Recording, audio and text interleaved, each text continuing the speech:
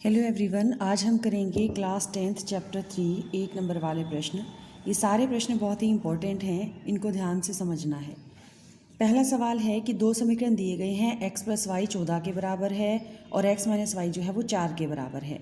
इनमें x y का मान क्या हो सकता है। वैसे तो हमारे पास तीन विधियां हैं x और y का मान निकालने के लिए। विलोपन विधि है, प्रतिस्थापन विधि है, वज्र गुणन विधि है। लेकिन अगर हमें ऑप्शन दे दी गई हो तो हम समय बचाने के लिए सीधा इनको रख कर भी हल कर सकते हैं। जैसे अगर हमें इस सवाल में 4 आंसर दिए गए, हमें ऐसे दो नंबर देखने हैं जिनका जोड़ 14 है और जिनको आपस में घटाया जाए तो 4 आता है। तो हमने पहला नंबर देखा 9 और 4, 9 और 4 से 14 नहीं आने वाला, तो इसका मतलब ये आंसर सही नहीं है। 9 और 5, 9 और 5 को जब हम जोड़ते हैं तो 14 आता है, जब इनको आपस में घटाते हैं तो 4 आता है। इसका मतलब ये पहला जो है हमारा, जो हमारे पास बी ऑप्शन है वो सही आ रहा है। हमने लिख कर के देखा कि 9 और 5 को जोड़ने पर 14, 9 और 5 को घटाने पर 4 मिलता है। अगर हम आगे देखें 5 और 9, अब 5 में 9 जोड़ने से तो 14 आता है, लेकिन अगर 5 में से 9 को घटाया जाए तो माइनस का 4 आता है, घटा का 4 आता है, तो ये ऑप्शन सही नहीं है। जब हमें एक आंसर मिल चुका है तो इनमें से कोई नहीं भी हमारा आंसर नहीं होगा, यानी कि जो बी ऑप्शन है वो सही आंसर है। दोनों संख्याएं जिनको जोड़कर 14 आता है और जिनको आपस में घटा करके 4 आता है वो है 9 और 5, यानी कि x 9 के बराबर है और y जो है वो 5 के बराबर है। इसी तरह से दूसरा सवाल देखते हैं। दूसरे सवाल में भी x और y का मान निकालना है। x माइनस वाई का अंतर 3, ऐसी संख्याएं जिनका अंतर 3 हो। जब ये अंतर हमारा प्लस में आता है तो इसका मतलब x की संख्या बड़ी होनी चाहिए। x 6 और y 9, x छोटा हो गया तो ये तो सही उत्तर होगा नहीं। दूसरा हमने चेक किया 9 और 6, 9 में से 6 घटाएंगे तो 3 आएगा, ये सही है। फिर हमें इसका दूसरा भाग देखना है। x को 3 से भाग करें, यानी कि 9 को 3 से भाग करें 3 आएगा, 6 को 2 से भाग करें फिर से 3 आएगा।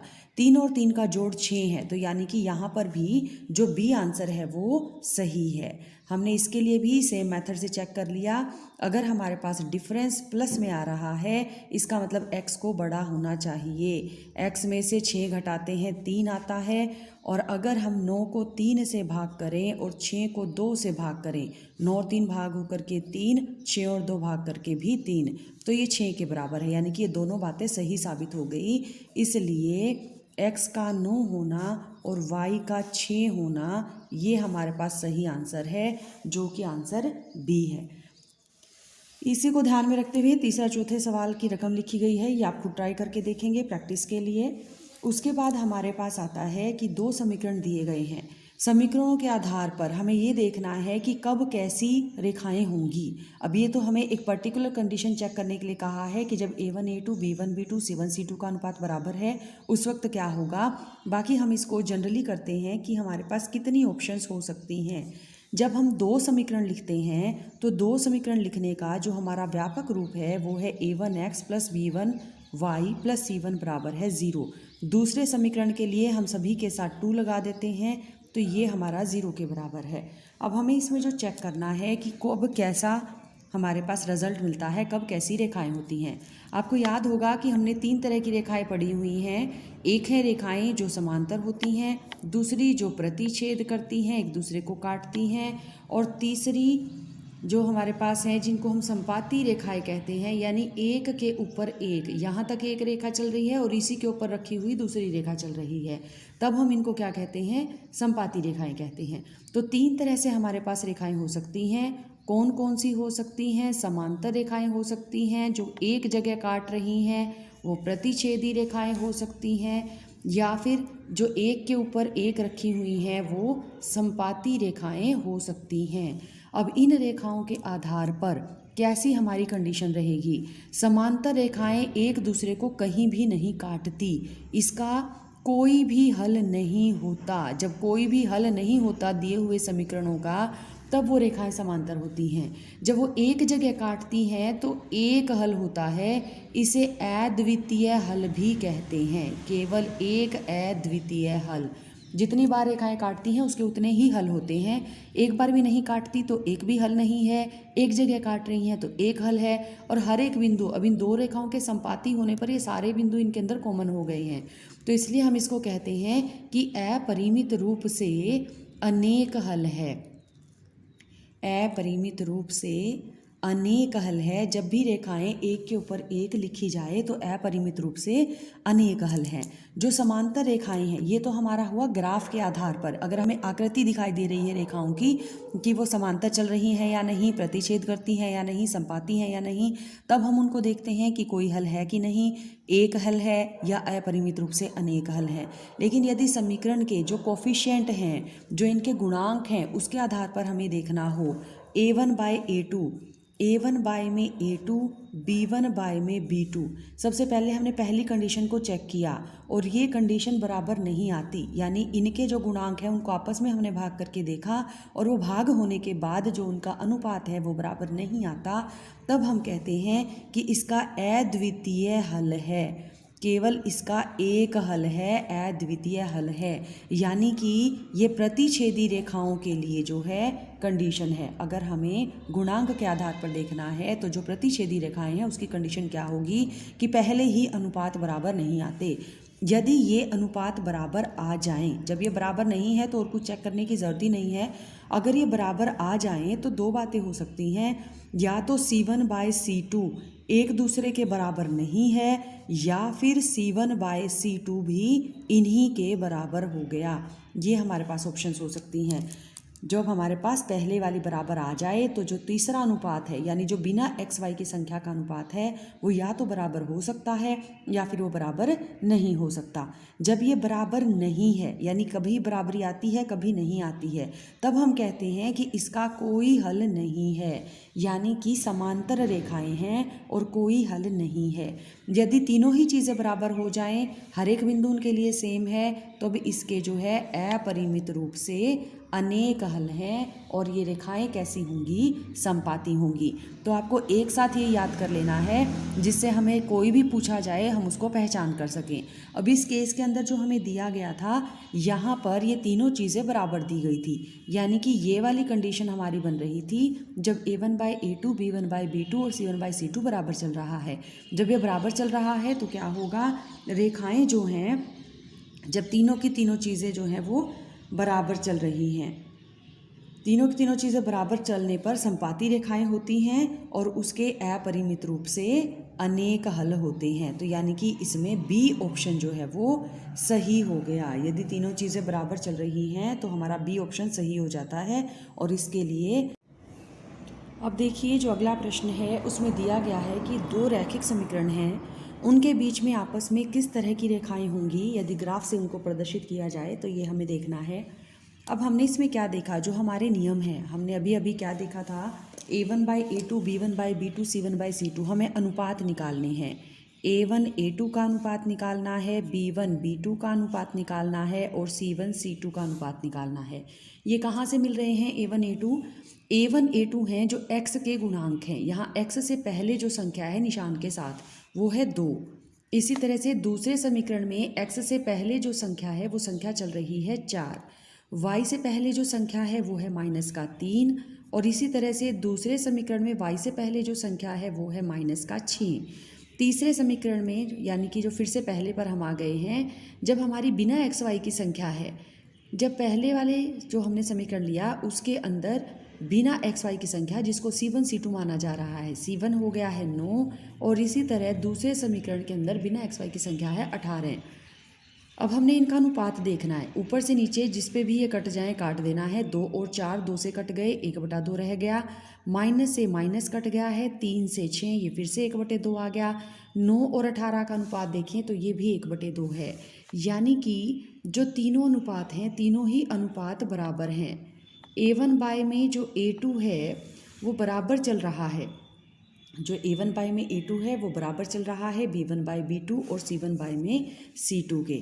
तो हमने इनका तीनों का अनुपात जब बराबर होता है तो हमारे पास किस तरह की रेखाएं हो जाती हैं, तीनों का अनुपात बराबर होने पर संपाती रेखाएं हो जाती हैं। जब a1/a2, b1/b2, c1/c2 सारी चीज़ें बराबर हो जाएं, तीनों अनुपात बराबर हो जाएं, तो रेखाएं कैसी होती हैं, संपाती रेखाएं होती हैं और उसके अपरिमित रूप से अनेक हल होते हैं।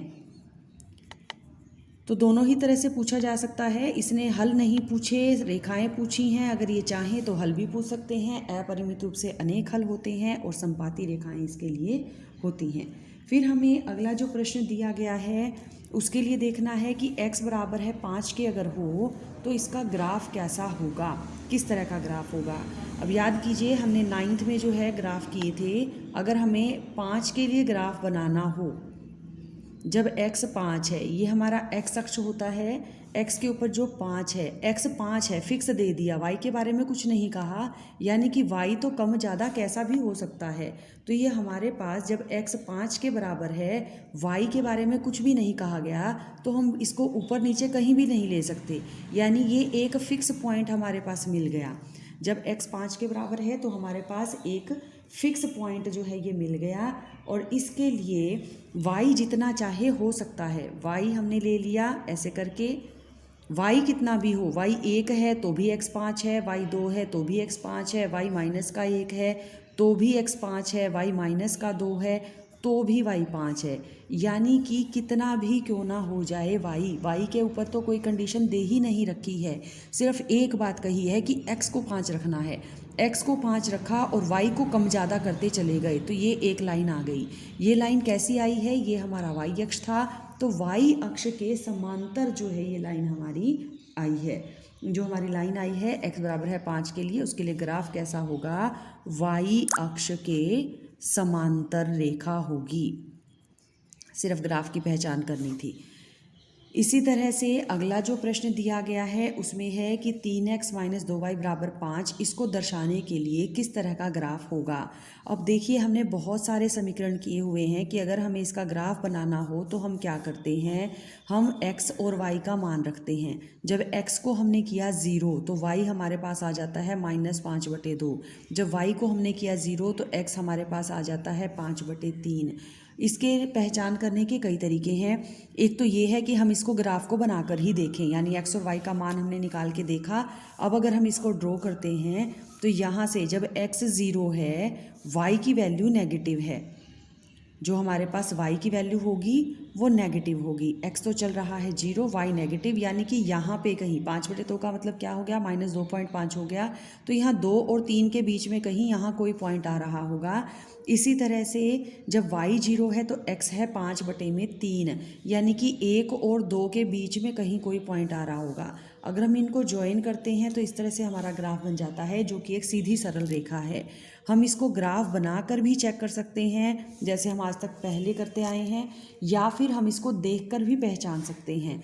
जब x या y इसके ऊपर की हम पावर देखें, जो भी हमें समीकरण दिया गया है, अगर उसके ऊपर कोई घात नहीं लिखी हुई तो वो 1 पढ़ी जाएगी, यानी कि ये रैखिक समीकरण है।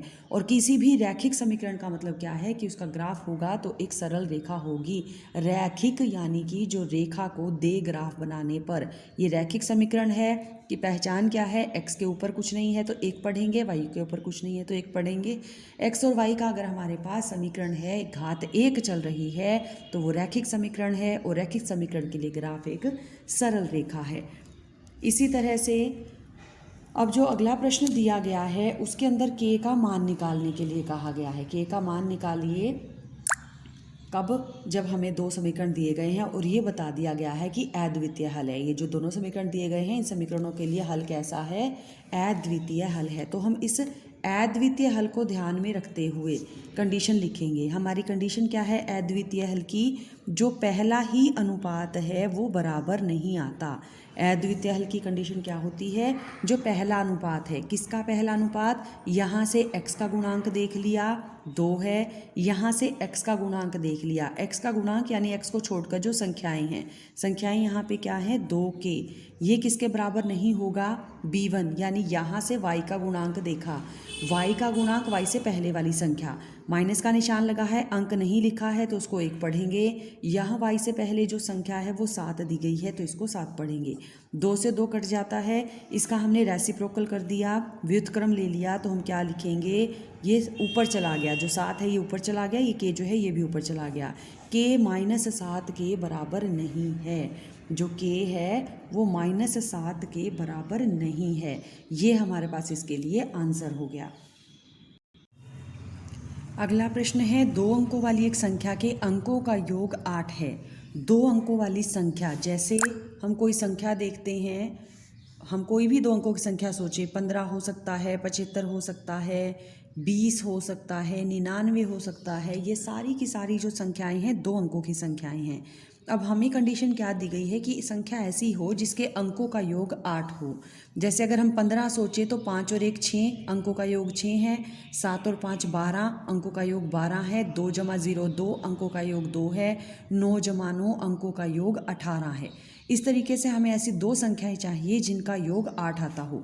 अब जो हमें दिया गया है हम उनमें से देखें। 6 और 2 योग 8 है, 2 और 6 योग 8 है, 3 और 5 योग 8 है, 5 और 3 योग 8 है।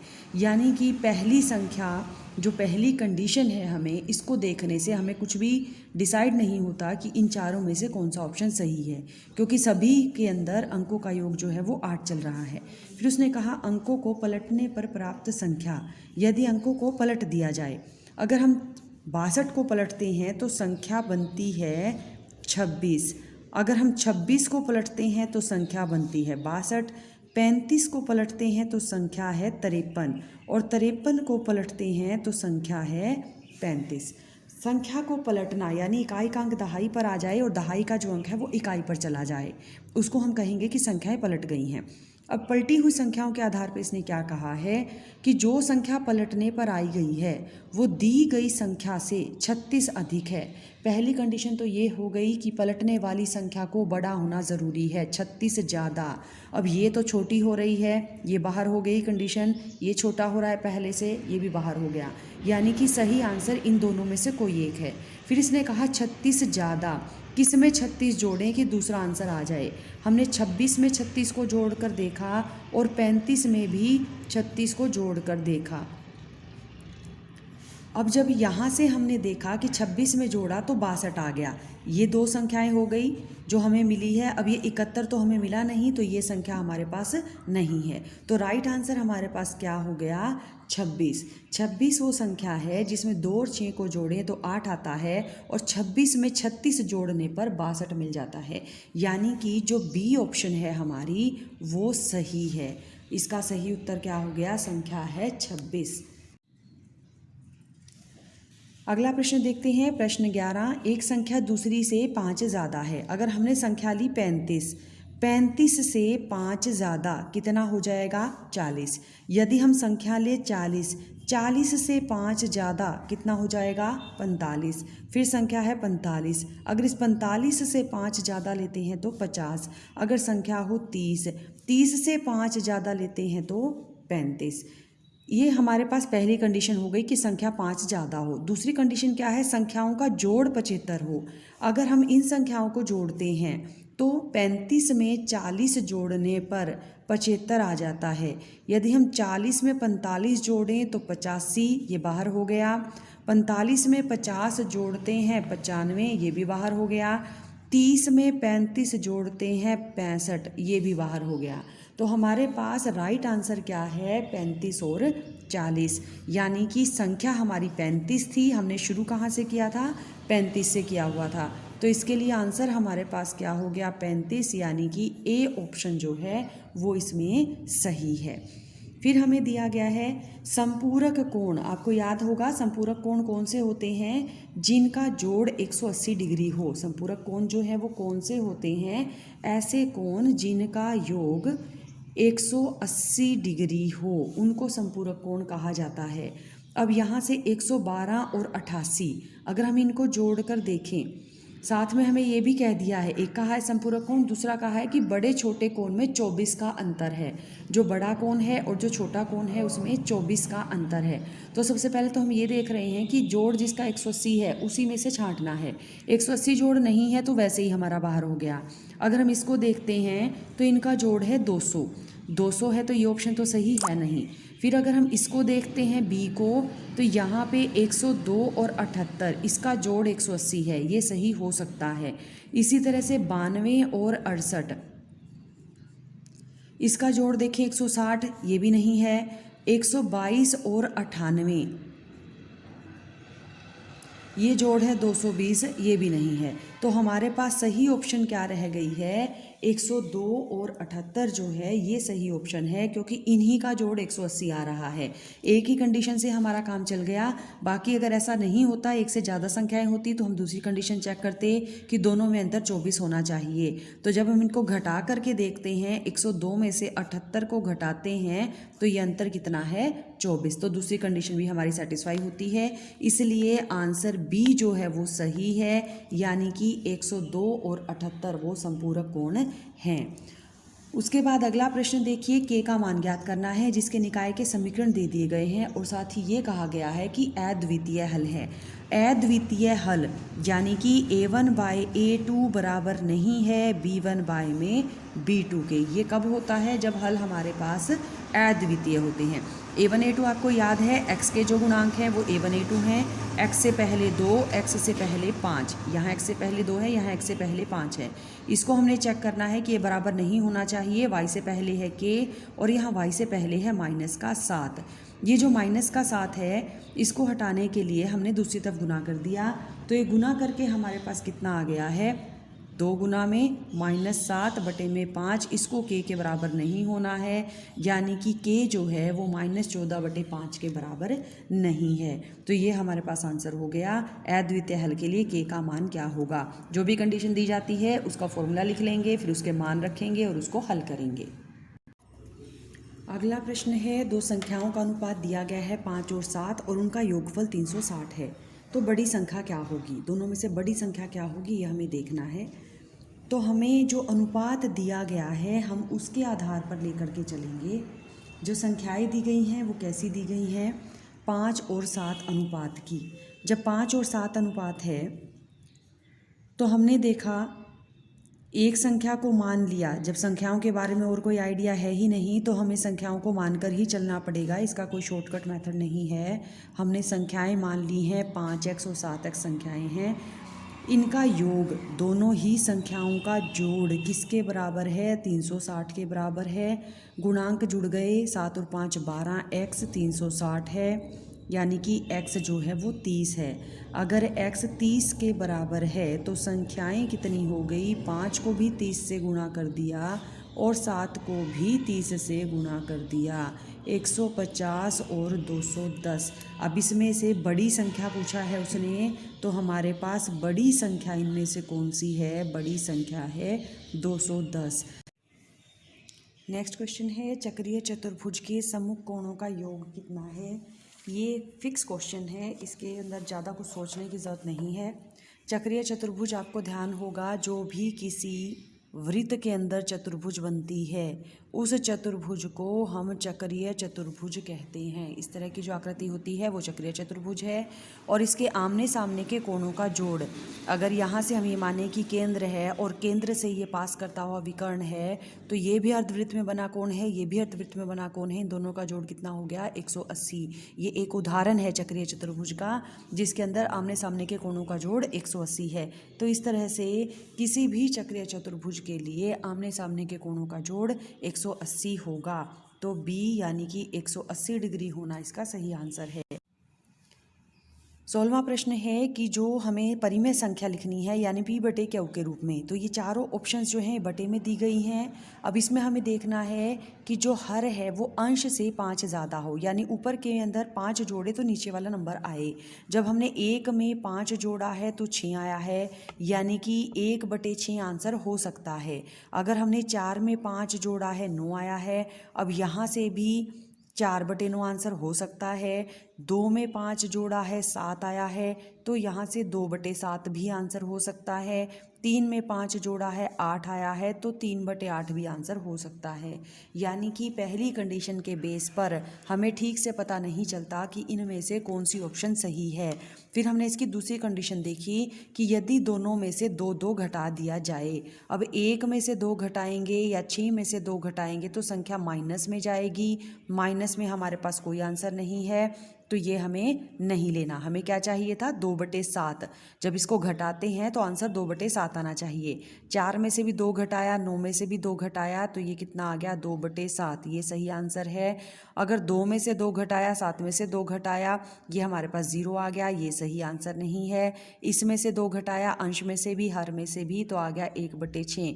ये भी सही आंसर नहीं है। तो सही आंसर केवल एक ही है हमारे पास। हमें अनुपात कितना चाहिए था, 2/7, यानी कि जो हमारी बी है 4/9 वो सही आंसर है। ये वो परिमेय संख्या है जिसका हर अंश से 5 ज़्यादा है और अंश हर में से 2 घटा दिए जाने पर हमें क्या मिल जाता है, 2/7 का अनुपात मिल जाता है। अगला प्रश्न है, दो संख्याओं का अनुपात है 3-4। संख्या में से, अब संख्याओं का अनुपात 3/4 है, यानी अगर इन संख्याओं को हम ऊपर नीचे काटते हैं तो इनका अनुपात 3/4 आना चाहिए। कोई ऐसा पहाड़ा जिसको 3 से चलाएं तो 22 आए और जिसको 4 पे चलाएं तो 29, ऐसा कोई पहाड़ा नहीं है, तो पहला उत्तर सही नहीं है। अगर हम देखते हैं 21/28 और 7 से इसको भाग कर दें तो 7 × 21 और 7 × 28, ये आंसर सही हो सकता है। 23 और 31 अभाज्य संख्याएं हैं, ये एक साथ किसी पहाड़े में नहीं आती, तो ये भी नहीं है। अगर इस तरह का ग्राफ उसके अंदर दिखाई देगा यदि कोई x के समांतर रेखा है। अब ये जो रेखा x अक्ष के समांतर चल रही है, ये ऐसा नहीं है कि केवल एक ही रेखा यहाँ पर है, यहाँ पर एक से ज़्यादा रेखाएं भी हो सकती हैं। हो सकता है यहाँ से इस तरह से कोई लाइन जा रही हो जो x अक्ष के समांतर है, या फिर इसके ऊपर से कोई लाइन जा रही हो जो x अक्ष के समांतर है। यानी कि y का मान जब नहीं बदलेगा और x का मान बदलता रहेगा, उस वक्त x के समांतर रेखा आएगी। y का मान नहीं बदलना तो वो कोई भी अंक हो सकता है। उसको जनरली हम रिप्रेजेंट करने के लिए क्या कह सकते हैं कि y जो है वो k के बराबर है। k कोई भी हमने स्थिरांक ले लिया है, कांस्टेंट ले लिया है, तो y जब k के बराबर है उस वक्त जो समीकरण होगी वो x अक्ष के समांतर ग्राफ बनाएगी। इसी सवाल को अगर दूसरे तरीके से पूछना हो तो जैसे पूछा गया कि y बराबर है 3 के, अब ये बता दिया है कि y स्थिरांक 3 है, अब ये किसके समांतर होगा, तो ये x अक्ष के समांतर होगा। अगर x अक्ष के समांतर है तो y को स्थिरांक होगा, और अगर x स्थिरांक दे रखा है तो वो x अक्ष के समांतर होगा। तो इस सवाल को दोनों तरीके से पूछा जा सकता है। अब उसके बाद अगला जो सवाल है ये है, यदि समीकरण x प्लस में 3y 10 के बराबर है और y का मान मालूम है तो x का मान क्या होगा। जब ऐसा होगा तो हम क्या करेंगे, इसका मान रख देंगे। जो x प्लस में 3y है ये 10 के बराबर है, y का मान हमें दे दिया गया है 4, हमने इसको 4 रख दिया। 4 रखने से 4 की 3 से गुना हुई 12, जगह बदल दी हमने 12 की, तो ये -12 हो रहा है। 10 में से 12 को जब हमने माइनस कर दिया तो हमारे पास आंसर कितना आ गया, -2। तो इस तरह से हमारे पास मान आ गया है, आंसर क्या है, -2।